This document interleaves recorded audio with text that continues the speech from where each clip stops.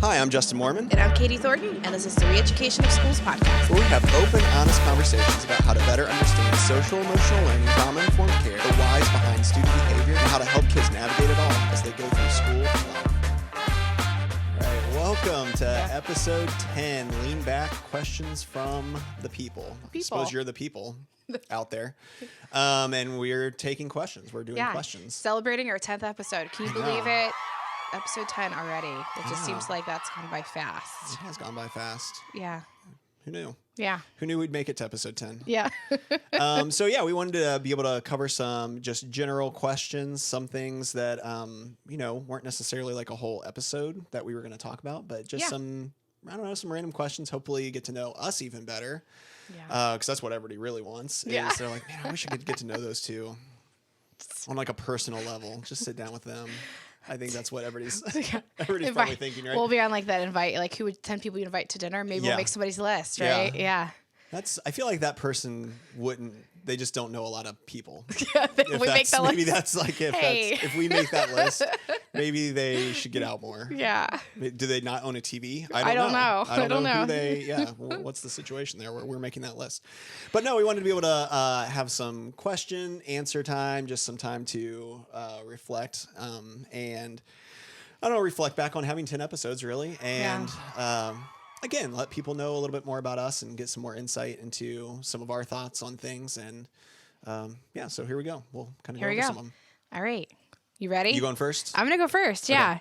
All right. So now that you've been in public school setting. So this is a question for me? Question for you. Oh, okay. Yeah. So you're just asking a question first. I'm asking you a question first. Prepare myself. This is how this works. All right.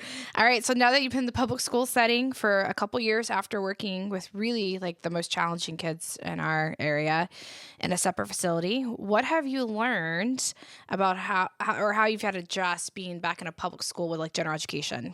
That's a good question. So I was at a separate facility for really the first 15 years of my career was working in a separate facility for students that were all on IEPs and were pretty much contracted with our organization from districts to be educated at our facility. Right. So if people don't know kind of how that works, that's how that works. And so, any given district, I said our district, we try to stay away from that. I almost said it out loud. Yeah. Josh would have edited it out. It's fine. But the districts would pay then our organization money and we would have them there. So I worked with students that had a lot of just various emotional disabilities and things like that.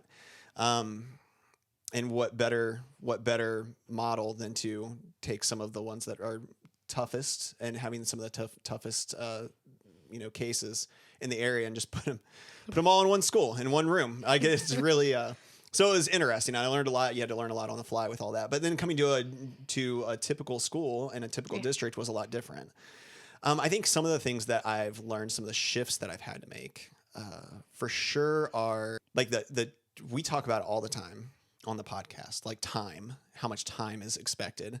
And that is a big shift. That was a big shift for me because so much of my first 15 years was, evaluating each day what's going on and where my class of, however many I had that year, where they were emotionally, where they were just in life on that day, and how much were we really going to get done. And so, there were days that we were getting, almost no work done, maybe as a class, because we were spending a lot of time just making sure everybody was regulated and okay. Yeah. And kind of walking kids through that. And there was a lot of understanding because everybody was in the same boat, right? All of us there, slight differing, populations of students, but all of us were in the same boat, all intervention specialists, all, special ed kind of paras or aides or whatever, you might refer to them as. And so everybody got it, everybody was understanding if they were like, oh, it's just a different day. Oh, it's an off day in, Justin's room. Like they're not going to get much done or whatever.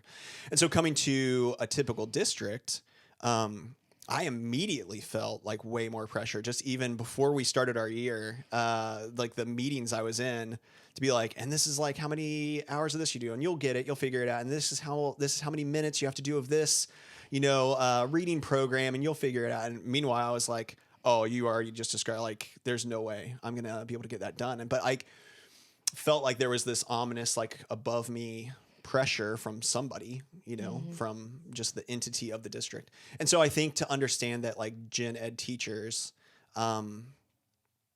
it's overwhelming. It's like probably slightly, panic inducing, a lot of times, to feel how much you're supposed to be getting done.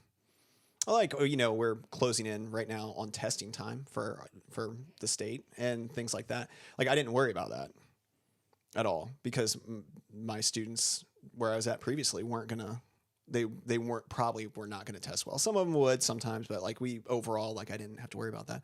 Like here, like there's a lot of stress, right? Like, well, state tests are coming up, and I'm like, yeah, I mean, but like there's like that feeling of that. There's this pressure, and I think that's one of the biggest adjustments for me. Not necessarily that I have to feel that pressure, but I think that's one of the differences, and one of the realizations I have is how much pressure there is for teachers in general. And if you're out there, and I don't know why you would be listening to this. Maybe you just like listening to podcasts and you stumble upon this one. But if you're not in education at all, and you're listening to this, like, to understand that, like, that a lot of teachers feel a lot of pressure about that. They want to do well. They want to be perceived as doing well. A lot of teachers probably got into education because they liked their schooling experience, and they were high achievers anyway in some way, shape, or form. And so they want to do well. They want to do the right things. And there's a lot of pressure. And so one of the things that I've hopefully I bring to the table, I don't know, okay, you might disagree, but like, hopefully I bring to the table that, like, a little bit of, like, more of a relaxed feel to all of that. Like, it's okay. Like, hopefully nobody's judging you. And if they are, it's probably because they haven't walked in your shoes, or at least anytime recently. And they should chill out. They're the ones that need to kind of chill out and reevaluate what their expectations are, not you. And you shouldn't be, sitting up at night with, like, some soul crushing amount of pressure you're putting on yourself because you might not get through all 26 units of whatever, and you're only going to get through 24. Right. Yeah. That's one of the biggest changes for me is that. And so coming in as a, almost 40-year-old with 15 years of experience and, like, teaching, and, like, that's the first time I've really experienced that as much, or watched that as much, so close up. And I get it. It's a lot to have to endure, but yeah, hopefully if you're out there and you're in that world, your gen ed world, like, hopefully you hear us say that a lot, and hopefully you take it to heart. Like, one, there's not that many people out there that can do what you do and endure some of that, pressure and whatever. And also, like, just really cut yourself some slack. Like, you don't have to save the world every single day, and you don't have to cover every single standard of everything every single day. And sometimes it's all right to, like, just give yourself some grace and cut yourself some slack. But that's hard for teachers to do. And that's one of the realizations for me. Yeah. Does that make sense? Yeah. I think sometimes you're, like, exactly your laid back spirit. Sometimes people just wonder. I probably get all kinds of stuff wondered about me. How is he so laid back and chill all the time? Like, I think people want you to match their panic, right? And I think you're really good about, no, I'm not going to. Yeah. Well, you can't. Well, I can't. I wouldn't be able to survive it. I mean, again, I never set out to do all of this initially. That was never my plan. I wasn't, a 15-year-old, like, I'm going to go to school to be a teacher. I'm going to work in special education. And I think sometimes if you back your way into it, sometimes you bring a different perspective and a different mentality to education than somebody that maybe did do that. Not better or worse or anything like that. It's just a different mentality. And I think that's maybe what I hopefully bring to the table sometimes. I'm sure I also just screw stuff up. That's people in education are like, how could you possibly screw that up? And I'm like, I don't know what I'm doing. Like, this isn't always my world. All right, enough about me on one. So, question for you, Katie. So, can you think of a specific situation, like when you didn't handle, like, a dysregulated student or maybe a crisis well, so you did not handle it well, and what you learned from that? That's weird. Tell us about your failures. That's never happened. That's interesting. No. Do you want me to answer for you? I saw just the other. No.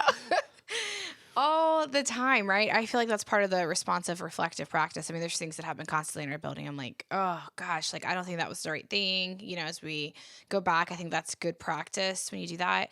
But really, to think about that question specifically, I'm thinking back to my time really is because I was a gen ed teacher before I went into administration, and before that, I was a low incident autism. Specifically, I really kind of specialized in working with kids with more significant autism needs.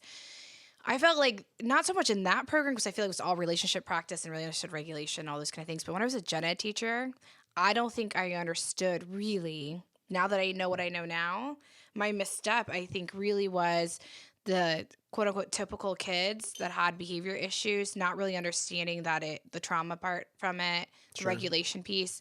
I misstepped and was probably harder on kids than I needed to be. That I probably didn't set up models of co-regulation like I should have. That I've had a couple kids each year that drove me absolutely nuts. I said the reason my daughter was born early is because this one kid in my class, right? Like, You threw so much stress that it induced your labor. Yeah, like, right. So I feel like, and I feel guilty, and it's funny because one of the kids I've seen since, and I apologized to him. Oh, really? Yeah, What did they say? He said, "Oh man, I liked you. It's all good." Like, you know, but like, How old are they now? upper middle school. Okay. Yeah, like, and I felt bad. How old are you now? No, I'm just kidding. I'm just kidding. I am much younger than you. You are younger. You are younger. I am than me. younger, Yeah, not by barely. But no, so I feel like I had some guilt. Like, all I knew all this now, like I can think of two really specific kids where I'm like, I don't think I set up the system for them. I got better as I went, especially like that first year in gen ed, switching over and having all those kids.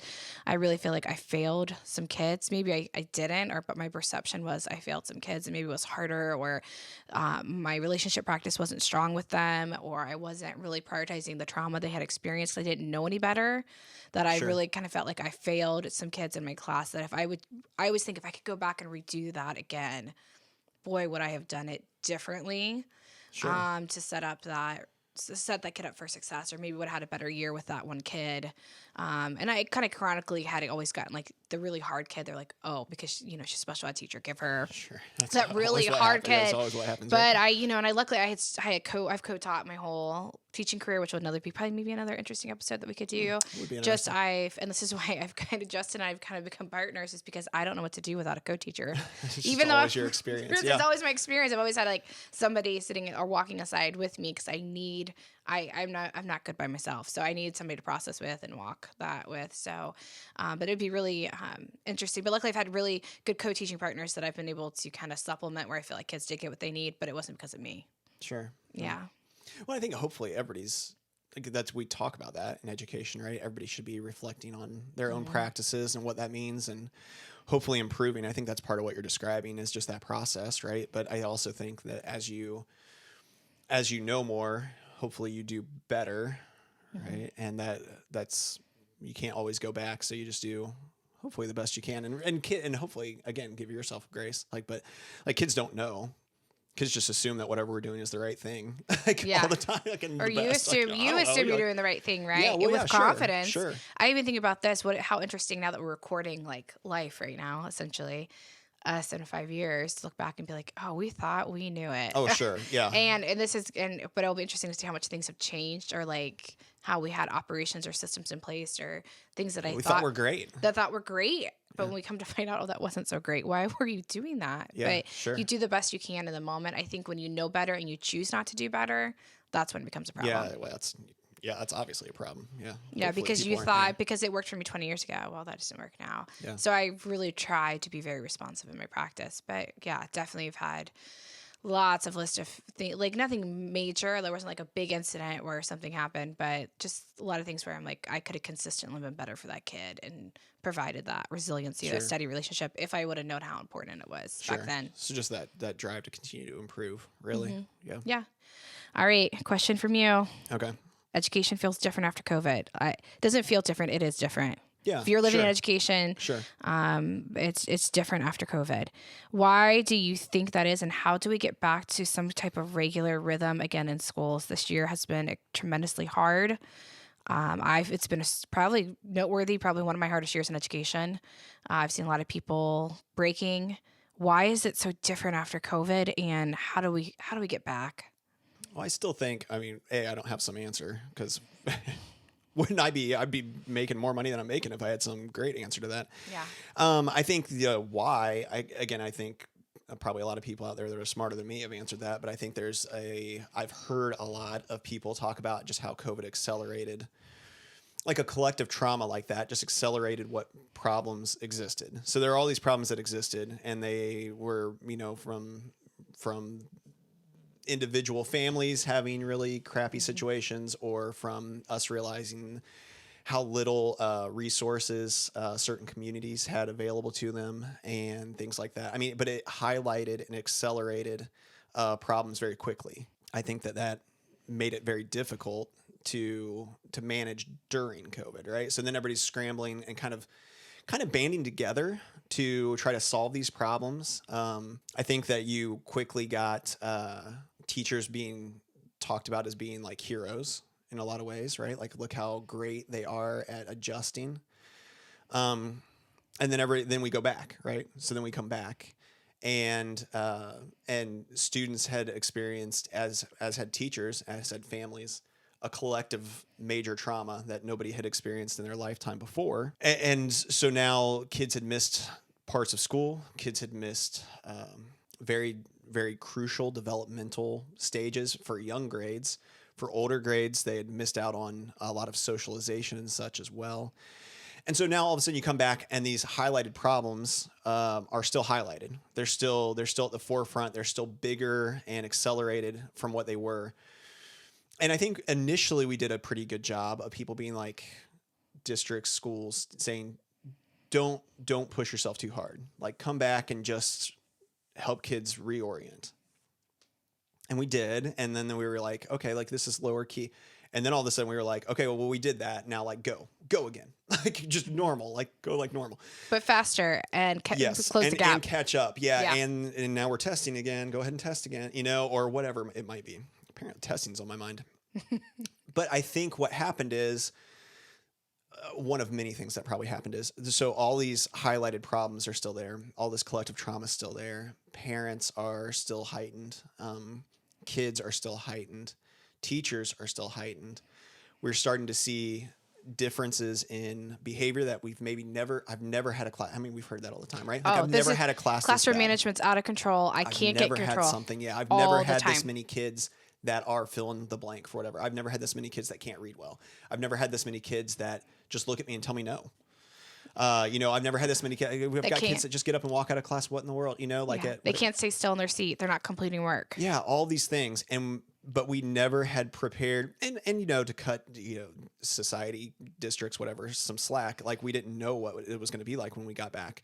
But we didn't prepare people. When my kid went into COVID as a third grader, they didn't have any problems. Now coming back as a fifth grader or sixth grader, they have a whole different set of problems that they never had before. And so as a parent, now all of a sudden I start feeling judged by that because people are calling and I feel like I'm supposed to have the answer. We've talked about that with parent relationships before in one of our previous podcasts, right? Like, teachers are telling me like I should have an answer. I don't have an answer. I don't know what the problem is. So now I need to deflect blame back to education. And so then all of a sudden we went from 2 years ago we were heroes to now we're villains.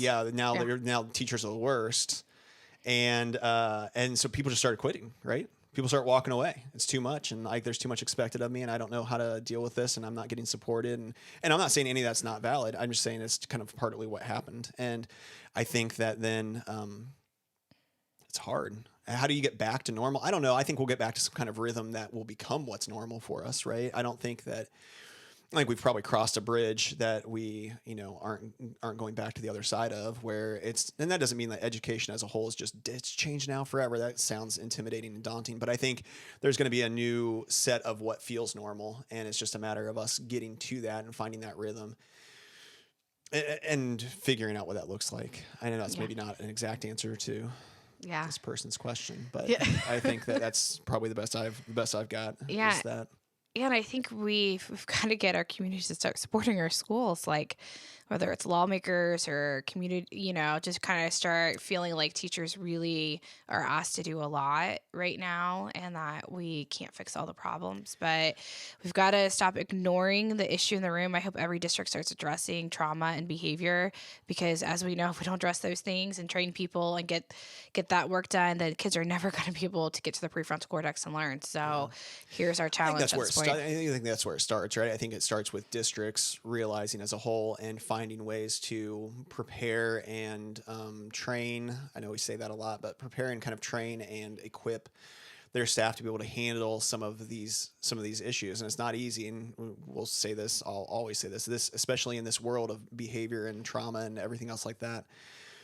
Classroom management, if you feel more comfortable with that term, however you want to describe it. But I think that those are never quick fixes. Those are never just somebody stands up and gives a professional development and everybody's good now. Those are very relational practices that take a lot of time and take years of effort and consistency to shift. And I think we have to start doing that. And then I think from the school side, I think we have to understand that, we can't expect parents to have all the answers. It doesn't mean you don't include parents by any stretch of the imagination, but I think you can't just expect parents to always fix every problem. So they're going to be, by all means, informed parents of everything and all of that stuff that we've said in a previous episode. But I think at the same time, if you find that you're up against a kid or several kids or whatever else that are having chronic issues, like, well, if that parent had the answer, they'd fix it already. So instead of like expecting and driving a wedge, I think between those families, I think you really have to go out of the schools have to go out of our way right now to offer that olive branch of like, hey, we're in this together. And then districts have to be able to, administrators, whatever, have to be able to support teachers in that and understand that we may not make the growth or the progress academically with certain kids because we're just trying to work out the other side of it right now. And so there has to be a lot of grace given there too. Yeah. But it's just hard, Yeah. It'd be interesting documentary producer to do on why this is the hardest year of education ever. Like the mandates have been lifted, we're back, and we're full on sprinting through a marathon right now, and how we can pause and slow down. And I think once you talk to teachers and get like their real authentic feelings about it, I think capturing that's basically just not being discussed right now. Yeah. Yeah, again, right? Take time to take care of yourself, but then also we don't have subs, so come in. Yeah. Like, which one is it? Yeah. All right. So, hey, question for you. Yeah. So you're an administrator now. Yeah. If you went back to the classroom, you kind of touched on this already in your other answer, but if you were to go back to the classroom now, general or special ed, what would you be doing differently? Yeah, which I think about sometimes. Why in the world am I doing this right now? Don't think it hasn't crossed my mind. Yeah. I do. I think about, I know so much about regulation now. Didn't even really have the vocabulary to understand what I heard about self-regulation through some like purchased curriculums, but gosh, more do I know now that co-regulation actually comes first. And when actually the nervous system states, I'd go back and I would spend a lot of time teaching kids about the brains and bodies, like in the classroom, so that we all had this common understanding and had some intentional regulation practices built into our day where I wasn't like good intentions. And I actually saw this. Like we talk about, don't do the hype party and then wonder why everybody's talking. And like, I would stop doing the hey kids. We're gonna do dance this party work first, but let's do this dance party on the TV first, and then let's all come back down. Well, they're not coming back down. This is so frustrating. Well, just did a dance party. You just have them in hyperarousal state, right? Like I think great, but I think I didn't know any better. So I'm like, I gave them a body break. That worked. I think I would be so intentional about. I think I was always kind of good at the relationship practice, but even be more so with those kids that maybe I wasn't connecting with, be super intentional about that. Regulation, classroom regulation, like build in that completely and teach kids about brain and body state to set up. I mean, and continue. I think I was really good about the workshop model and really those small group teaching. But I think about it sometimes like, gosh, I would be like so much better in the classroom now that I know all this and even see it through like an administration lens of what really needs to happen. I love working with kids, connecting with them. I'm lucky I have a lot of teachers let me come in and do those kind of things because I miss being a classroom teacher a lot. Yeah.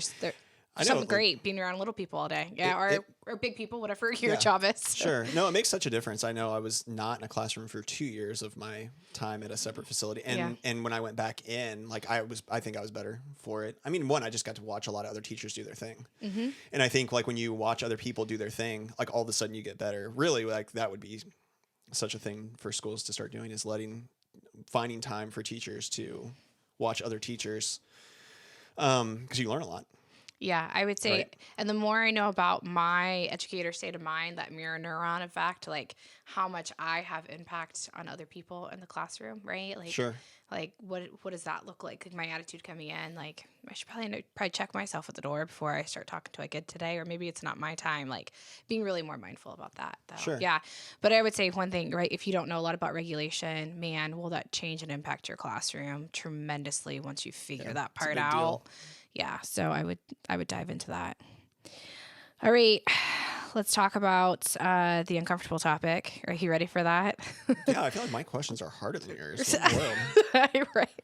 I think this is probably maybe a separate episode. Unfortunately, we've become very numb to this, and we just don't even talk about it anymore when it comes up, because it's just part of our culture. Let's not get political on it, but I was going to get really political. Yeah, let's not do that, Justin. Me, right? Yeah. Yeah, but right, we had another school shooting. We continue to talk about school security, right? I'm so glad some of the measures some districts are taking, and that we know there needs to be some mental health needs that we need to start talking. So tell me what you think. How can trauma-informed care impact supporting students, schools, and our communities? Yeah, I think, schools can be quick to get into the political side, because we want to try to grab control, no matter what side you land on with guns and all of that. That doesn't matter, because there's laws are what laws are right now, and schools can't control that. Right.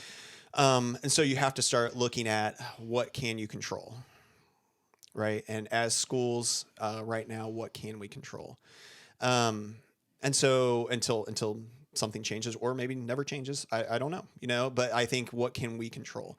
And I think one of the things that we can control is finding ways to find those students that for whatever reason feel that need help.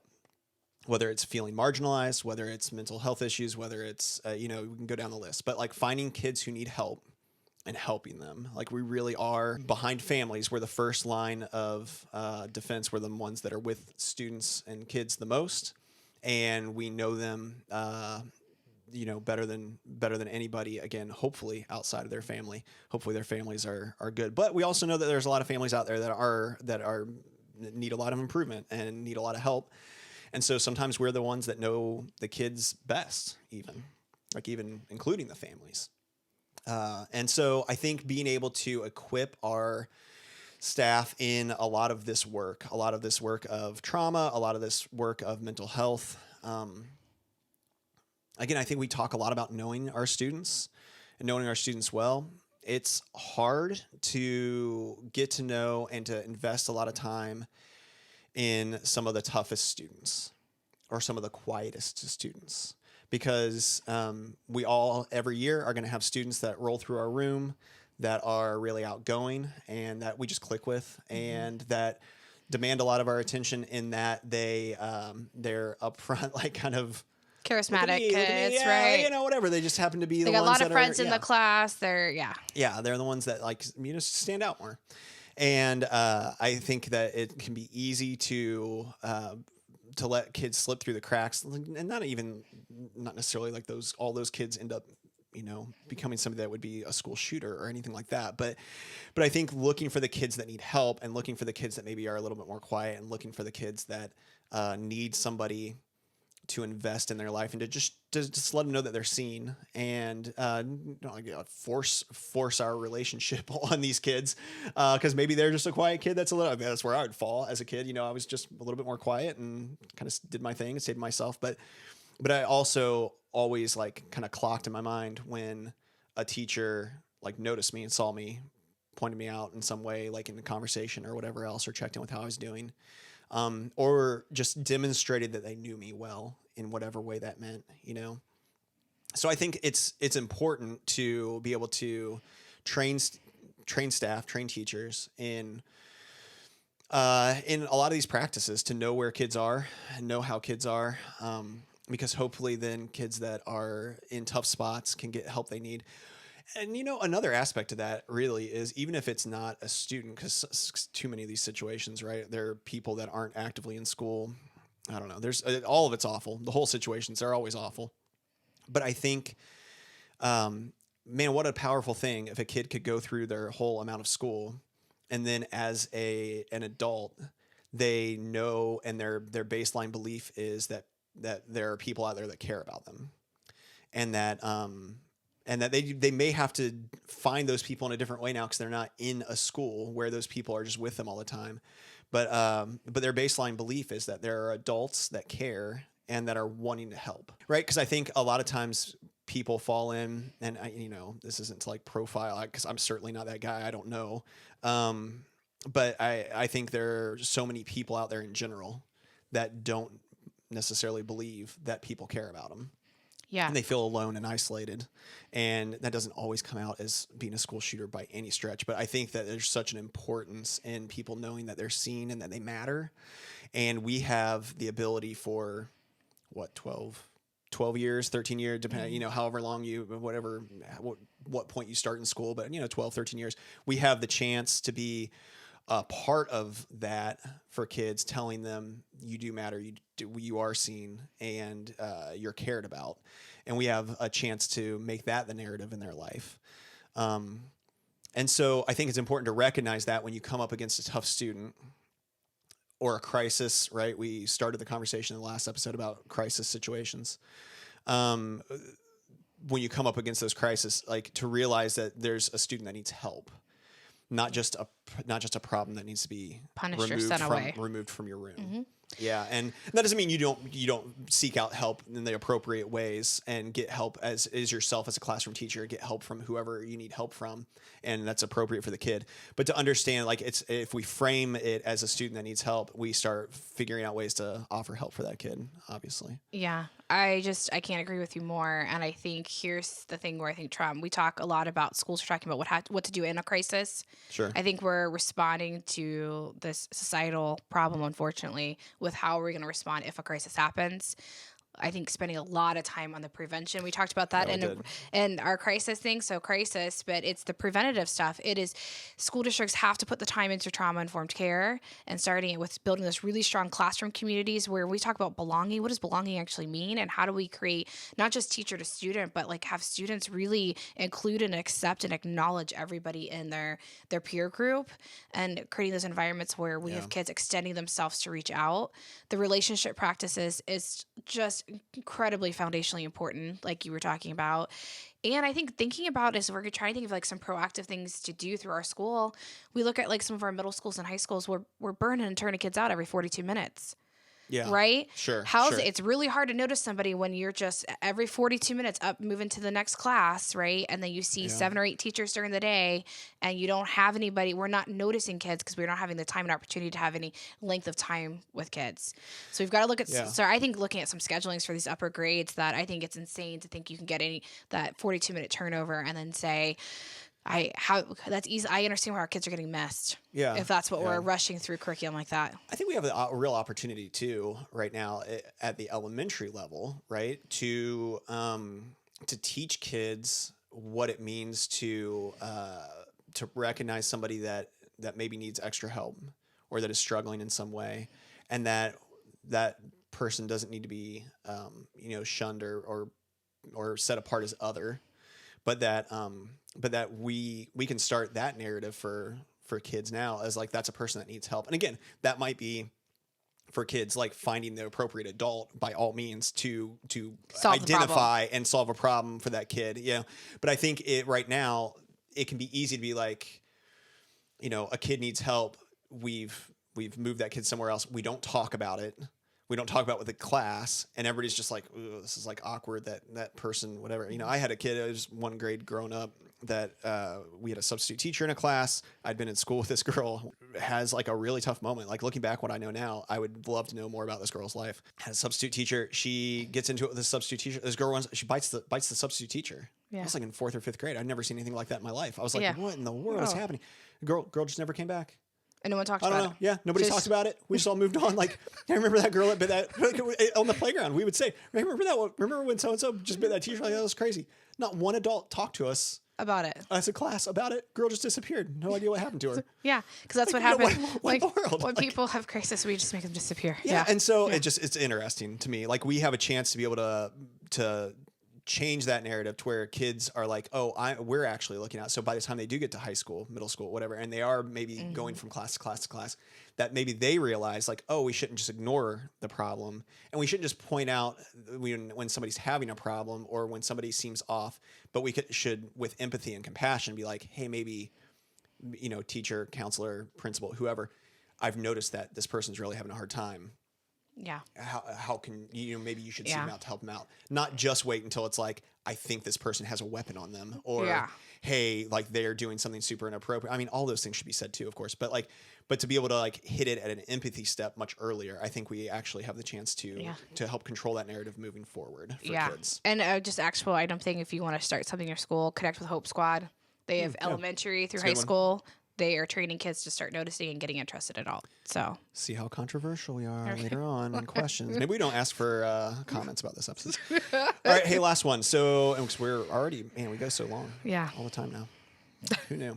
All right, so a question for you. We'll end it out. So forget about like the big picture for a minute and think more like personally. Yeah. So you've been learning about trauma, informed care, Yeah. and the brain for years, but you've only really recently been working with some of like the tougher students on a super consistent basis. Like not Yeah. saying you didn't have that before, but like on a more consistent basis.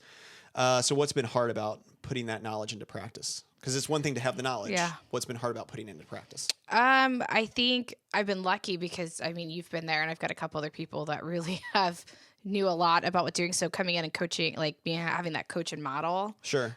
in place has been really helpful because the kids with behavioral mental health disorders were not. That was new to me when I came into the building. I had my jam was more working with kids with autism, and so I think what's been hard is sometimes not sure what to do. Sometimes having to make those decisions without as I build my toolbox, I'm feeling better and more confident. But I still sometimes if I'm not sure, I'll be like, Justin, I need you to come But I'm lucky I have that support in my building. Where I can call for a couple people to come in and help me make that right decision. I think the hard part is the staff not understanding sometimes about kids and me wanting to provide equity.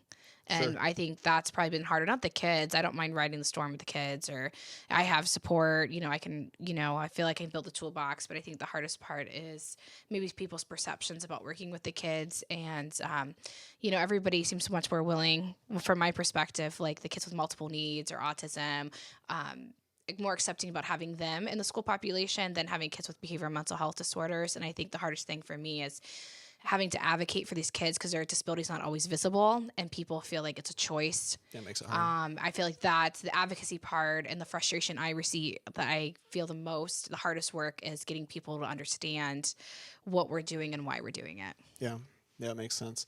I think one of the things you said that's important to touch on, because I think people out there, as they've listened to this, as they are learning a lot, I think this is a topic, trauma, informed care, and trauma and how to respond to crisis. This is all a topic that we talk about a lot. That's obviously the basis of kind of what we're doing here. I think that it can be easy to learn a lot and then you only have to practice it so much, right? So I think one of the things you said, you're like, oh, I don't know what to do sometimes. And then I'll call you and what you don't know, I don't know what to do. I don't have the right answer. Yeah. I mean, I have a bunch of experience maybe that I pull from and I hope that I make an informed decision, but you're never going to be in a spot where there's something that's intense happening. No matter who you are, you're never going to be in a spot where you're like, I know exactly what to do. And I know for a fact it's the right thing. You'll never be there. And if you are, almost, this may be a bold statement, but I would imagine if you think that, you're probably wrong. You're probably going to be doing the wrong thing. So don't don't discount like training that you have, like as you start like learning things. Don't like think, well, like all these other people know exactly what to do. I don't. Like you really don't ever have a giant level of confidence, but you just maybe have more experience to pull from at times. But like people don't, there's not like some magic right answer in tough situations that is just always the right thing to do. So you do your best. You don't second guess yourself too much. You debrief with a team afterwards to get insight and input, and you learn from that and you grow from that. And hopefully you are making good, solid, quality decisions way more often than ill-informed, terrible, knee-jerk decisions. That's really all you can hope for. And surround yourself with people who hold you accountable to that. Yeah, sure, absolutely. It was a fun episode. Yeah. Did you like doing this one? I thought we were gonna like doing it. I did. Like, it's fun to like hear people's questions to see like what's out there. Yeah. Keep sending us questions. We have like in the description. Got chastised maybe for times not saying the description right, but in the description we have our email addresses. You can definitely email us other questions, comments. We would love to hear more questions. We'd love to do these kinds of episodes and hit on topics that you guys specifically have, and hopefully it's helpful. We certainly don't have all the answers. Hopefully that came out in this episode. We don't know all the right things, but we're just doing the best. Hopefully that everybody else is doing as well, and we keep trying to make sure that we're informed, and that again we surround ourselves with people that hold us kind of accountable to being the best that we can be. We appreciate you joining in the conversation, and let's go out there and do some work. Let's keep doing it.